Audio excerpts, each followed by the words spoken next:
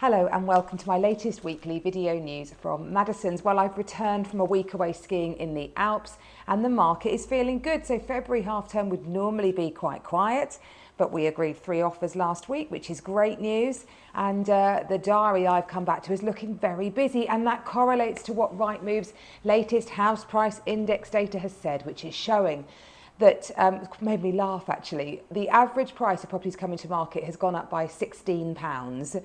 It's tiny, isn't it, in the scheme of the house sale?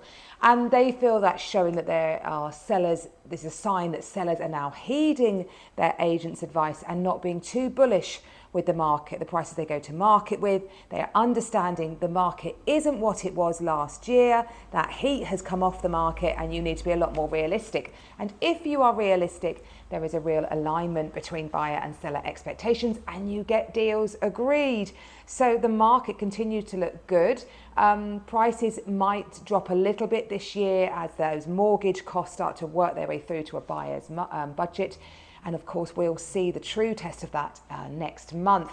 It's starting to feel a bit spring-like, isn't it? I'm about to change all my flowers in a minute from snowdrops to daffodils that we have in the windows. And that correlates to the fact that we're coming into what for the past 5 years has been the busiest month for listing your property for sale, March. So in March, many more people start to really formalise their house moving plans, come out of the whole Christmas, winter hibernation period and press forward. There's always a concern with sellers that they'll be competing against a lot more stock, but the reality is those buyers come out as well. So generally you find more sales agreed in March than any other month. So let's wait and see what this March brings. We had the dead back end of last year, that disastrous mini budget which made everybody just bring forward their Christmas holiday plans and not do anything at the back of 2022. We've come into 2023 looking okay, so let's just wait and see what that translates to in a busy spring market. It'll be interesting to say, won't it? Well, other news, you might have seen Purple Bricks has put itself up for sale. It's had a disastrous time of it recently, Purple Bricks. Their share price has dropped. They've now got a market capitalisation of 25 million. It's not very much at all. Shares worth 8p. So yeah, they've put themselves up for sale. They've been running on huge losses every year. This year they're expected to make around a £15 million loss. They've hired in some big heavyweight people. Big heavyweight people have then gone. And I think it's shown that that hybrid model doesn't really work.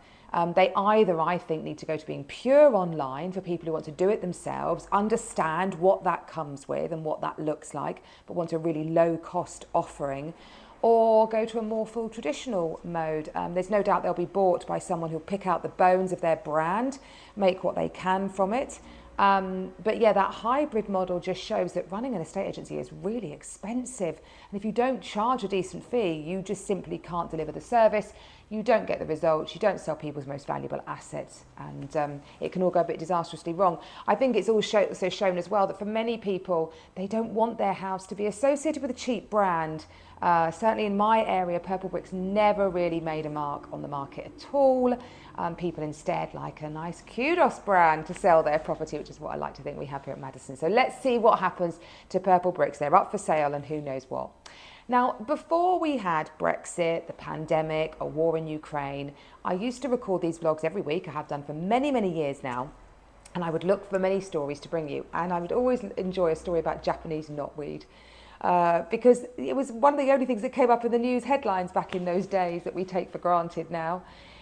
Well, a homeowner in Wales has successfully sued Bridgend County Council for £4,000. He took his case to the High Court. He basically claimed that Japanese knotweed had entered his property from a cycle path, and he was claiming nuisance damage. He couldn't build, he couldn't do certain garden work. It was a nightmare to get rid of. Originally turned down, won in the Court of Appeal. Could set a precedent for people whose Japanese knotweed enters their grounds from council-owned property like railways. Oof, they're a nightmare for Japanese knotweed. So let's wait and see what happens. I had Japanese knotweed in my last property. If you manage it, it's really not an issue at all. I'm just putting that out there.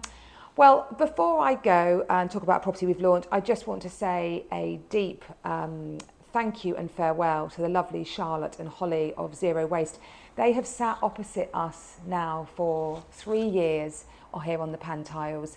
I have run the big reveal with them for the last 2 years. They have really galvanised the Pantiles with that great Christmas event, and very sad they've had to close their doors. Basically, rising energy costs, rising business rates and rising supplier costs meant their business just wasn't viable. Even though you would go in there and they'd be very busy and had a very viable business, just wasn't possible for them to survive.